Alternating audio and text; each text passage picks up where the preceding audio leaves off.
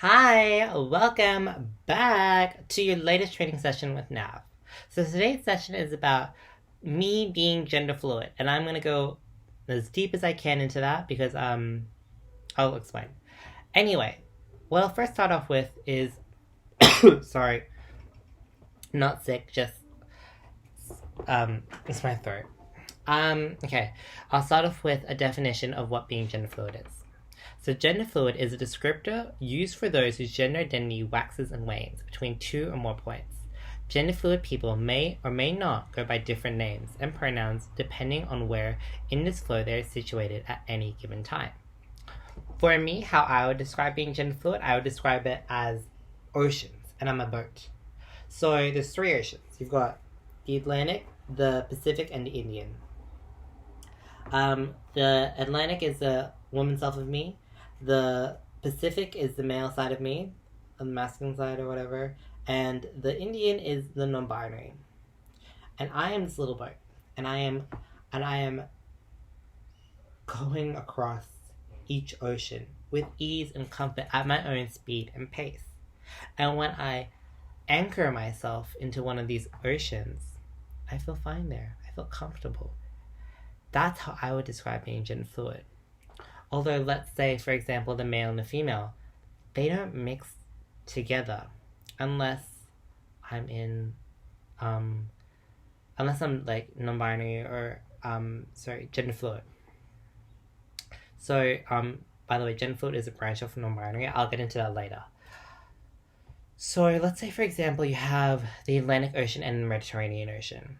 When they meet, they don't actually mix together because they're made of two different compounds. That's what it's like for me being gender fluid. So the male and the female side of myself, they don't mix together. But the gender fluid version of me, so the non-binary gender fluid version of me, mixes these two together or completely disregards them. So it's its own special ocean. It's a crazy ocean where it can be all or it could be none.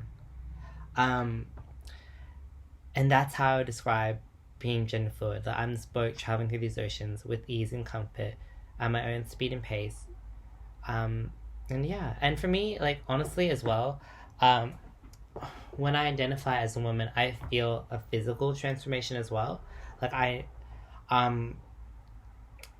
noticed that I feel like I have breasts, and I don't. It's not like because I've got more, I guess, more weight here because I've been eating. No, like it genuinely feels like I have breasts. Like I actually can feel something there. When I identify as a man, I don't feel that at all. Although I will say it doesn't happen every single time I identify as a woman. It's just like, I just, after a while of wearing clothing, or if I'm going out or whatever, I, they definitely do appear there and I feel them. It's like, it's mind-blowing crazy that there's actually like this physical transformation, I guess you could say, happening in my body. But yeah, that's how I would describe the female aspect of me. The male aspect of me is just normal everything. And also when I'm in my female version as well, I don't feel any of my male genitalia. It's like they're shut off. Like I can't. It's like numbness down there. Like just nothing is working. It's like, yeah, it's gone basically. And all I have is my breasts and myself, the rest of my amazing body. My male self, he feels everything the same, whereas my gender fluid self feels both happening. So both the breasts and my genitalia. And or it's just kind of like whatever. It's like when I'm gender fluid, I don't get the same physical transformation with my breasts. Like it doesn't feel like I have breasts. But I still feel something happening there. It's like it's kind of like I feel everything, and but I'm not putting a label to it. I'm not putting like, oh, I want to use she pronouns because like I'm dressed more feminine. Like no, I just want to go by I'm using they pronouns today because I'm just like whatever. I'm doing whatever. I'm not putting myself into a box because I don't identify in a box. And for me as well, my gender can fluctuate throughout the day. Like in the morning, I can feel like I want to identify as a male, and in the night, I can feel like I want to identify as a woman. And for me, like growing, I'll just go back to high school. So in high school, I realized that I might be gender fluid because my clothing style was starting to become just mixed between both genders. I was like, maybe this is an option for me. But I thought, you know what? Let's wait, take some time, and just let life take you on its journey.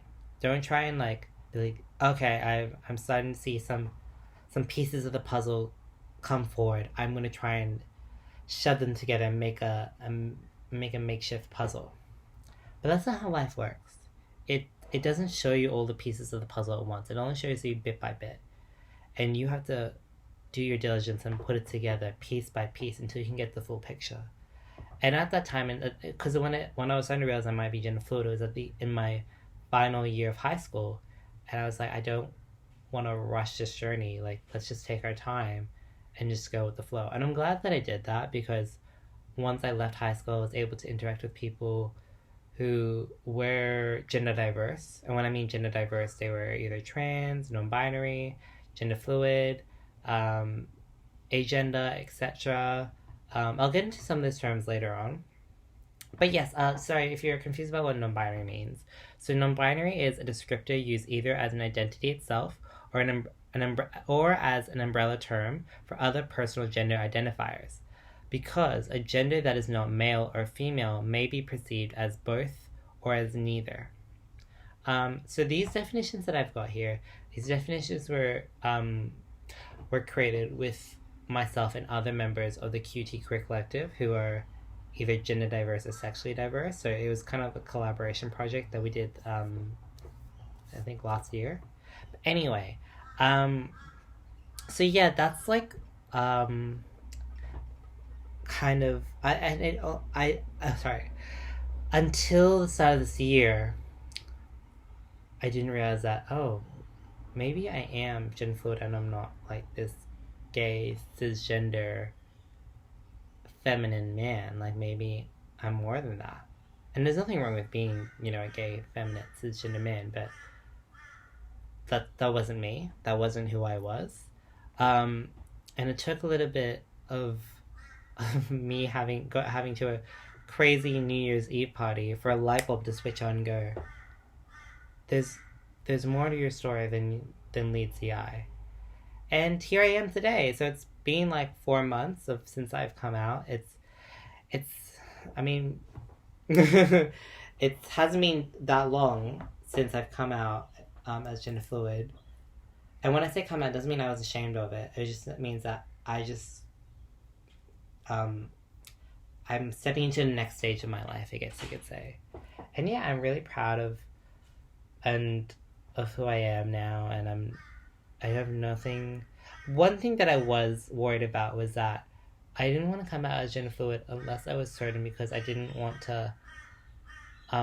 people to be like, oh, I'm so glad to have someone else like me here. But then maybe down the track I might realize that I'm not. I might realize that maybe, because that could happen. It does happen to people where they think that maybe they're trans and they start to transition, but they're not. Or that's how they feel, and sometimes they do that journey back and front. And I just didn't want to do that because I'm an activist within my community, and I didn't want to take up a space and actually not be a part of that space, if that makes sense. Like, because gender fluid people and non-binary people are so underrepresented gender diverse people really are underrepresented within our community, and I just didn't want to be seen as trying to take someone else's space. So yeah, this is me. I hope that kind of explains some questions, but if you have any more questions, feel free to let me know. And I just wrote some notes so I make sure I cover everything. Yeah, I think I covered everything, but yeah, if you have any questions, just let me know. Thank you, and have a good day.